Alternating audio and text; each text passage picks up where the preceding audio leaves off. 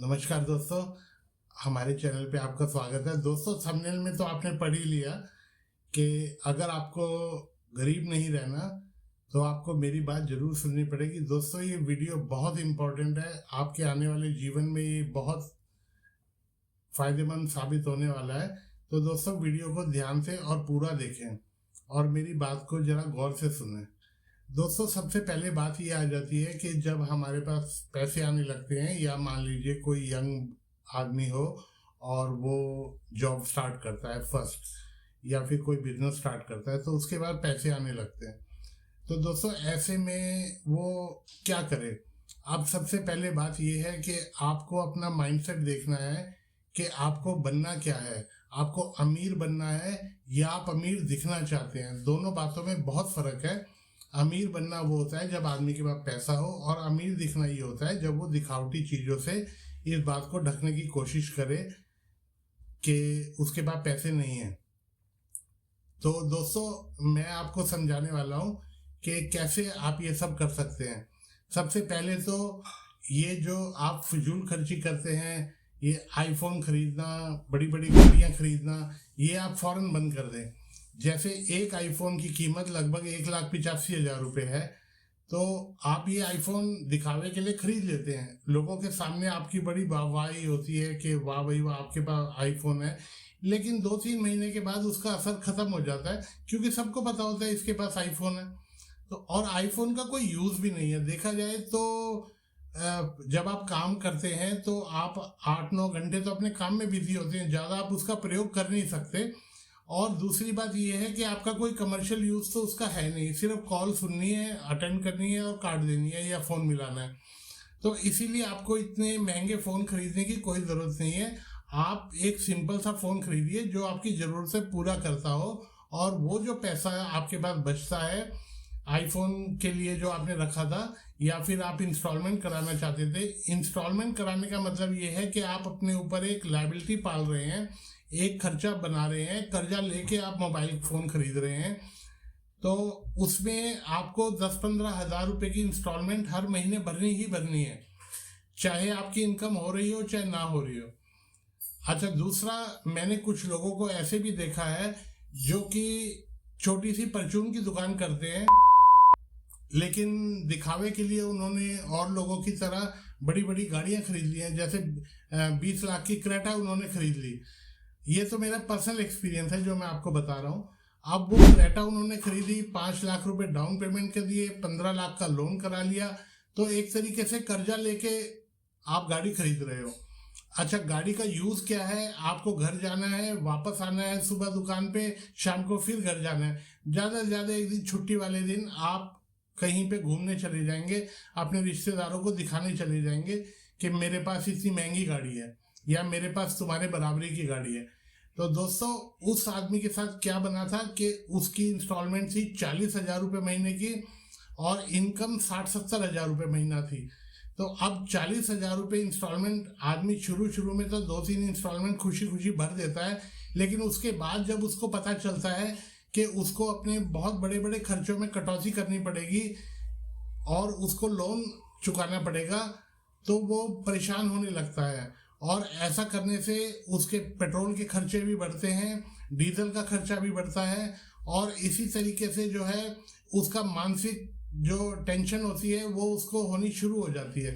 तो दोस्तों, आप चाहे जॉब करते हो, चाहे आप बिजनेस करते हो, अगर आपकी सैलरी 1 लाख रुपए के आसपास है तो आपको एक छोटी गाड़ी खरीदनी चाहिए। आपको ज़्यादा फजूल पैसे खर्चने नहीं चाहिए। अब जो पैसा आपके पास बचता है, जो आप शायद इंस्टॉलमेंट भरेंगे, या फिर आप 20 लाख रुपए की गाड़ी के लिए जो आपने पैसा रखा होगा, आप उसको री इन्वेस्ट कीजिए किसी भी चीज़ में। क्योंकि ये जो बड़ी गाड़ियाँ होती हैं, ये कंपनीज हमें बहकावे के लिए बड़े बड़े यूट्यूबर्स को भी हायर कर लेती हैं, एडवर्टाइजिंग कंपनीज को भी लगा लेती हैं इसमें। और वो लोग जो है ये आपको ललचाते हैं कि आप ये गाड़ी खरीदिए, आप ये गाड़ी खरीदिए, बहुत अच्छी है, सबके पास है, आपके पास क्यों नहीं है? तो दोस्तों, सबके पास तो बहुत कुछ है, लेकिन आपके पास शायद वो नहीं होगा। जैसे क्वालिफिकेशन हो गई, या कोई क्वालिटी हो गई, या कोई टैलेंट हो गया। तो इसका मतलब ये नहीं है कि आप उसको कवर करने के लिए, आप दिखावे के लिए एक गाड़ी खरीद लेते हैं जो कि आपको ही खाने लग जाती है, क्योंकि जैसे ही आप वो गाड़ी खरीद के लाएंगे तो आपके 5-6 लाख रुपए तो उसी टाइम माइनस हो जाएंगे, उसमें से उसकी वैल्यू कम हो जाएगी। तो इसीलिए दोस्तों, जो पैसा आपके पास बचता है आप उसको इन्वेस्ट कीजिए। और इन्वेस्टमेंट जो है आप किसी भी सूरत में कर सकते हैं। आप म्यूचुअल फंड में जा सकते हैं, आप बैंकिंग में जा सकते हैं, आप एफडी करा दीजिए पैसे की, और कुछ नहीं तो सबसे सेफ साइड है आप गोल्ड में इन्वेस्ट कर सकते हैं, शेयर मार्केट में इन्वेस्ट कर सकते हैं। लेकिन शेयर मार्केट में भी जो आपको करना है वो ये करना है कि आपको ऑप्शन ट्रेडिंग में बिल्कुल नहीं जाना। आपको एक तरीके से इन्वेस्टमेंट करनी है, कोई शेयर खरीद के आपको अपने पास रख लेना है। आप अपनी उसके बारे में रिसर्च कीजिए कि कौन सा शेयर जो है वो अच्छा चलेगा और किस कंपनी का फ्यूचर अच्छा है, उसी तरीके का शेयर आप खरीद के और आप अपने पास रखिए। आप देखेंगे कि 4-5 साल में जो आपने पैसे उसमें लगाए हैं वो डबल हो गए हैं, और जो गाड़ी 10 साल के बाद जीरो हो जाती है, आपके पैसे डबल से ज़्यादा हो जाएंगे 10 साल में। तो गाड़ी की पैसे के पैसे बच जाएंगे और गाड़ी की गाड़ी आ जाएगी। तो दोस्तों, इसी तरीके से जो है ये दिखावे वाली जीवन आप जीना बंद कर दीजिए, इससे कुछ नहीं होता। हर एक आदमी को आपकी हैसियत का पता होता है कि आपके पास क्या है क्या नहीं, आपका बर्ताव कैसा है समाज में। तो इस तरीके से जो है आप इन माया जालों में ना फंसे। पहले की कंपनी जो होती थी वो दूसरे तरीके से लोगों को ठगती थी, एडवर्टाइजमेंट दिखा दिखा के, बड़े बड़े शोरूम बना के। अब की जो कंपनीज हैं वो आपके दिमाग में एक बात डाल डाल के आपको ठग रही हैं, यूट्यूबर्स के द्वारा या फिर और अपनी कंपनी के जो इनके वीडियोस हैं उनके द्वारा, कि अगर आपके पास गाड़ी नहीं है तो आपका जीवन ही कुछ नहीं है।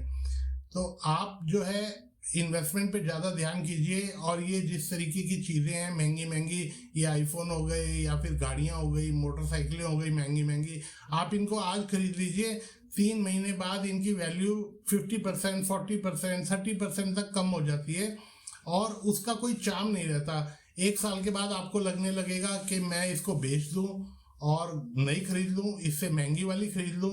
तो ये इन चीज़ों का कोई अंत नहीं है। अगर आप अपनी प्लानिंग से चलते हैं और अपने पैसे को बचाते हैं, ज़रूरत के हिसाब से सामान को खरीदते हैं, या मोटरसाइकिल या कार या मोबाइल अपनी ज़रूरत के हिसाब से खरीदते हैं, तो आप बहुत लंबा चलेंगे, आप अमीर बन जाएंगे। लेकिन अगर आप इन आलतू फालतू चीज़ों पे खर्चा करेंगे, कर्जे ले लेके, मैं उनको लोन्स को कर्जा ही बोलूँगा, कर्जे ले लेके आप घी पीने की कोशिश करेंगे, तो दोस्तों आप बहुत बड़ी टेंशन में आ जाएंगे और हो सकता है भगवान न करे आपको कोई मुसीबत का भी सामना करना पड़े। तो दोस्तों, इसीलिए जो है आपको अपने फ्यूचर के बारे में सोचना है। फ्यूचर में यही है कि जिसके पास पैसा रहेगा वो अपने फ्यूचर को सेव कर सकता है।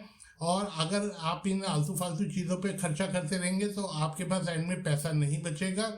क्योंकि जॉब का ये होता है कि जॉब आज आपके पास है, हो सकता है आपको 6 महीने का ब्रेक लेना पड़े, चेंज करना पड़े कहीं पे, और उस दौरान में फिर आप उन खर्चों से कैसे निपटेंगे। आपके पास अगर 1 करोड़ रुपए हैं तब आप जाके 10 लाख की गाड़ी खरीदिए। 1 करोड़ भी मैं कैश की बात कर रहा हूँ। तब जाके आप 10% वैल्यू की चीज़ खरीदिए। और अगर आपके पास 20-25 लाख रुपए हैं और आप 20 लाख की गाड़ी ले रहे हैं लोन पे, वो भी, तो ये बिल्कुल बेवकूफ़ी है, सरासर बेवकूफ़ी है। ये फॉरेन की कंपनियां इसी तरीके से लोगों को जो है अपना गुलाम बना लेती हैं। ये बैंकों के थ्रू, और बैंक लोन दे दे के, क्रेडिट कार्ड दे दे के लोगों को ठगते हैं। आप ऐसे माया जाल में ना आइए। अगर आप लंबे रेस के घोड़े बनना चाहते हैं और लंबे टाइम में अमीर बनना चाहते हैं सच में, तो आपको इन्वेस्टमेंट पे ज़्यादा ध्यान देना पड़ेगा। आपको अपनी पैसे को इन्वेस्ट करना पड़ेगा। इन्वेस्टमेंट कैसी भी हो सकती है, छोटी से छोटी भी हो सकती है, बड़ी से बड़ी भी हो सकती है। इन्वेस्टमेंट के ऊपर बहुत सारे वीडियोस लोगों ने डाले हैं, मैं भी डाल दूंगा।